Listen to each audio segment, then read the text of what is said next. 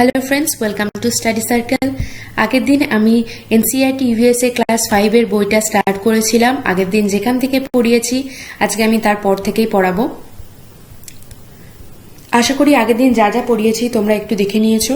যদি না দেখে থাকো ভিডিওর শেষে আগের দিনের ভিডিও লিংক দেওয়া থাকবে, তোমরা দেখে নেবে। আজকে যেটা পড়াবো সেটা হচ্ছে sloth. It's look like a bear but is not, it is a sloth. It spends almost 17 hours a day sleeping while hanging upside down on a tree branch. The sloth eats the leaves of the same tree on which it lives. It hardly needs anything else. When it has eaten enough leaves from that tree, it moves to the nearby tree. Sloth live for about 40 years, and in that time they move around only 8 trees. Once a week it comes down from the tree to relieve itself. স্লথের সম্পর্কে কি বলছে? এতটা interesting এই প্রাণীটা, দেখতে কিন্তু বিয়ারের মতো, ভাল্লুকের মতো, কিন্তু তাও এটা স্লথ। কেন? একদিনে 24 ঘন্টা হয় আমরা জানি, 17 ঘন্টা ঘুমায়, পুরোপুরি hanging upside down on a tree branch, অর্থাৎ একটা গাছের ডালে পুরোপুরি উল্টো হয়ে ঘুমায়। আর কি করে, যখন একটা গাছের পাতা খাওয়া শুরু করে তখন খেতেই থাকে যতক্ষণ না ওই গাছের অর্ধেকেরও বেশি পাতা শেষ হয়ে যায়। এতটা কুড়ে স্লথ যে বাঁচে 40 বছর, কিন্তু 40 বছরে মাত্র 8খানা গাছকে ঘুরে বেড়াতে পারে। মানে 40 বছর বাঁচা সত্ত্বেও মাত্র 8টা গাছের পাতা খায়, 8টা। ঘুমায় 17 ঘন্টা করে, তারপরে আবার একটা গাছ থেকে অন্য গাছে যেতেও টাইম নেয়, ঠিক আছে। আর সপ্তাহে একদিন গাছ থেকে নেমে আসে এবং ঘুরে ফিরে বেড়ায় বা একটুখানি নিজেকে রিলিভ করে, মনে হয় যে হ্যাঁ অনেকক্ষণ গাছে থাকা হয়ে গেছে। তো স্লথের সম্পর্কে এইটুকুই বলা।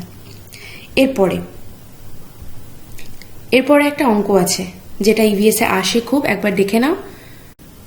একটা সার্কেল আছে যেখানে কিছু ঘর করা আছে। কতগুলো ঘর আছে একটু গুনে নাও। 1 2 3 4 5 6 12, 12টা ঘর আছে। এখানে দেওয়া আছে 24 hours, 6 hour, 12 hours, 18 hours.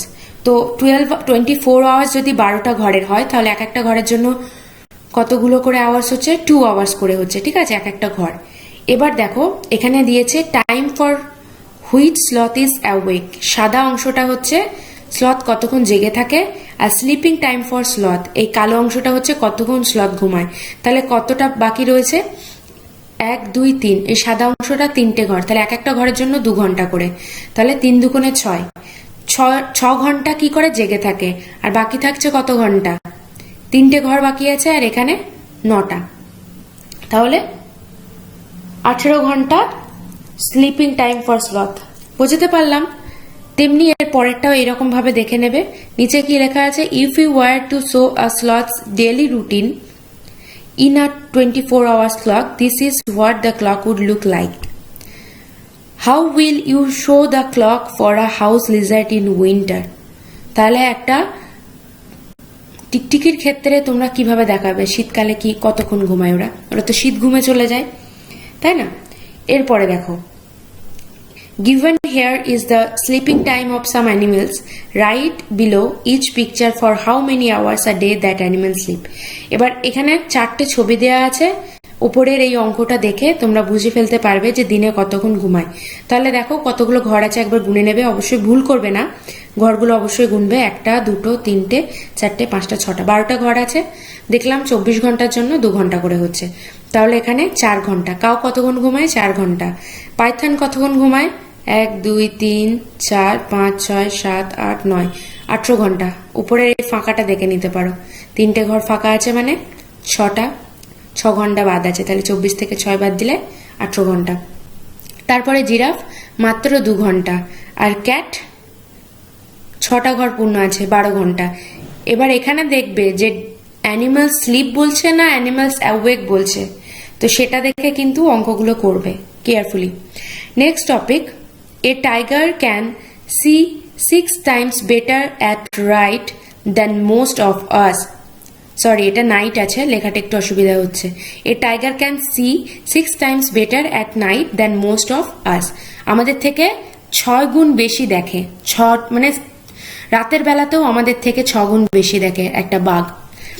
The tiger's whiskers are very sensitive and can sense of the movements or vibration in air. They help the tiger move in the dark and find its prey. বাঘের যে আওয়াজ, ঠিক আছে, সেটা এতটা sensitive আর এতটা তেজালো হয় যে আমরা অনেক দূর থেকে তো শুনতেই পারি। তাছাড়াও আমরা যদি কেউ ফিসফিস করি সেটাও বাঘ শুনতে পারবে ভাইব্রেশনের মাধ্যমে। কিসে? বাতাসে যে ভাইব্রেশন হয় সেটার মাধ্যমে কিন্তু বাঘেরা শুনে ফেলে। ইভেন আমরা কোনো অন্ধকারে লুকিয়ে থাকলেও তাদের চোখ এতটাই, বললাম তো যে 6 টাইমস আমাদের থেকে বেশি দেখে, তো তারা দেখে ফেলে অন্ধকারে। আর আমরা ফিসফিস করলেও কিন্তু অনেক দূর থেকে টাইগার শুনে ফেলে। আর বাঘের আওয়াজটাও ঠিক উল্টো, বাঘ যখন আওয়াজ করে অনেক দূর থেকে আমরা শুনতে পাই, ওর আওয়াজটা এতটা তীব্র।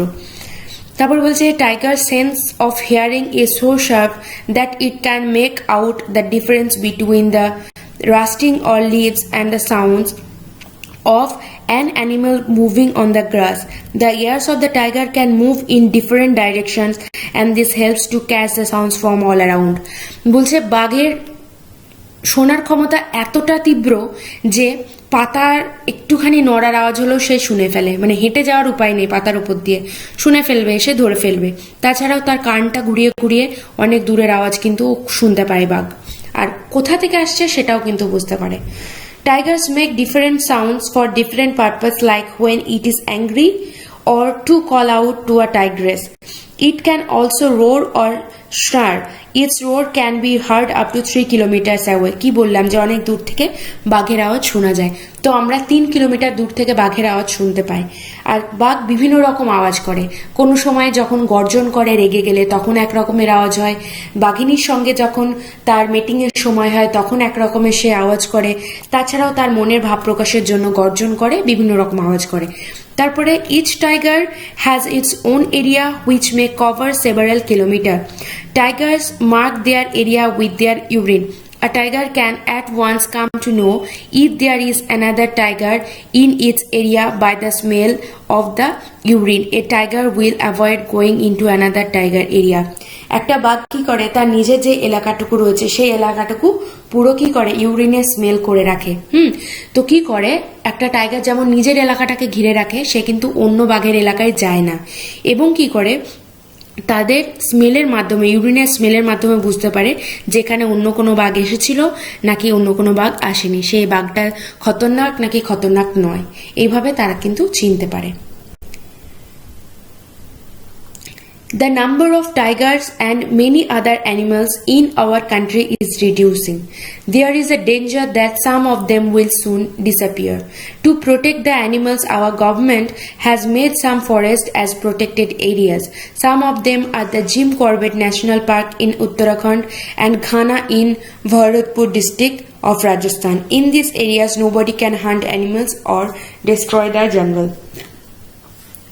তো আমরা দেখছি দিন দিন যত সময় যাচ্ছে তত কি হচ্ছে, চোরা শিকারির জন্য আর রাজা মহাশয়দের আগের যে ইচ্ছা ছিল বাঘ শিকার করা, সেসবের জন্য অনেক বাঘ হারিয়ে যাচ্ছে। আর কি, বাঘের চামড়ার লোভে অনেক শিকার করে বাঘ মেরে ফেলা হচ্ছিল।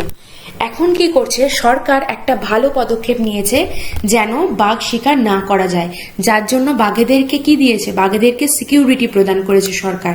এইরকম ভাবে তারা ন্যাশনাল পার্ক তৈরি করেছে, এলাকাটাকে পুরোপুরিভাবে ঘিরে দিয়েছে এবং প্রোটেক্টেড এরিয়া করে দিয়েছে। সাধারণ লোকজন সেখানে প্রবেশ করতে পারে না এবং বাঘেরাও নিশ্চিন্তে তাদের মতো করে ভালোভাবে থাকতে পারে। এরকম দুটো জায়গার নাম হলো, এক হচ্ছে জিম কর্বেট ন্যাশনাল পার্ক, এটা হচ্ছে উত্তরাখণ্ডে অবস্থিত।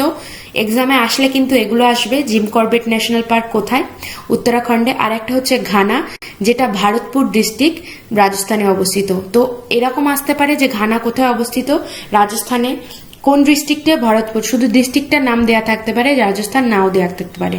ঠিক এটাও হতে পারে যে কোন অ্যানিমেলের জন্য জিম কর্বেট ন্যাশনাল পার্কটা উত্তরাখণ্ডে খোলা হয়েছিল, কোন ইয়েতে, সেটা বাঘের ক্ষেত্রে। ঘানাটাও কিসের জন্য বিখ্যাত, বাঘের প্রোটেক্টেড এরিয়া। এই জিনিসগুলো একটু মনে রাখতে হবে।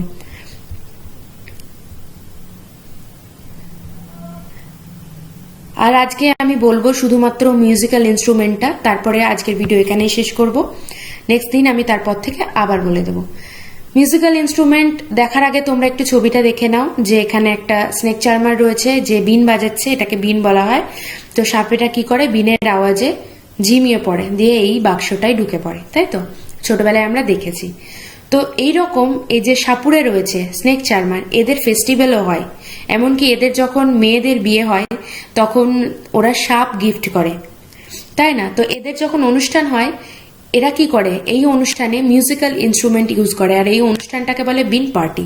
বিন পার্টিতে এরা এই বিন বাজায় বিভিন্ন রকম সুরে, তাছাড়াও বিনের সঙ্গে ইউজ করে tumba, khanjiri and dhol. Except dhol, all the others 3 instrument are made from dried gourd Lockie.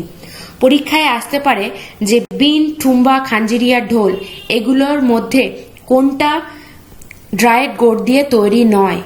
তো এক্ষেত্রে ঢোলটা ডায়েট গোর্ড দিয়ে তৈরি নয়, বাকি 3টে জিনিসই কিন্তু ডায়েট গোর্ড দিয়ে তৈরি, বিন, টুম্বা, কাঞ্জিরি। এবারে গোর্ডটা কি, লকি, লকি বলা হয়। লকির ছবিটা দেখে নাও, এই বিনটা হচ্ছে এরকম দেখতে হয়, আর এটা খাঞ্জিরি, সরি এটা টুম্বা। খাঞ্জিরিটাও দেখতে এই লকির মতো হয়, একটু স্টাইলিশ করে ওরা শুকনো হয়ে যায় যখন, এটা একটু শক্তপোক্ত হয়ে যায়। তো এইভাবে ইনস্ট্রুমেন্টগুলো স্নেক চার্মাররা তৈরি করে ফেলে, আর এদের পার্টিটাকে বলা হয় বিন পার্টি। আশা করি ভিডিও ভালো লাগছে। ভিডিও যদি ভালো লাগে কমেন্ট করে দিও, লাইক করো, আর অনেক অনেক বেশি করে শেয়ার করো, যাতে পরবর্তী এক্সামগুলো আরো ভালোভাবে অনেক বন্ধুরা হেল্প পায় এবং আমার চ্যানেলটাও যেন গ্রো হতে পারে। ঠিক আছে, এটা তোমাদের কাছে রিকোয়েস্ট। আর সাবস্ক্রাইব করে দিও, সাবস্ক্রাইব করতে ভুলো না, আর যাদের শেয়ার করছো তাদেরও একটু বলো যে সাবস্ক্রাইব করে দিতে চ্যানেলটা। ঠিক আছে, আজকের ভিডিও এখানেই শেষ করব, আর নেক্সট দিন আমি তোমাদের পড়াবো এই বিভিন্ন রকম সাপের সম্পর্কে, আর আছে পিচের প্ল্যান্টের সম্পর্কে, আর ভেলক্রো আছে, আলবিরুনি আছে, আর এই 3টে টপিক আছে। তাহলেই কিন্তু ক্লাস 5-এর বইটা অর্ধেক কমপ্লিট হয়ে যাবে।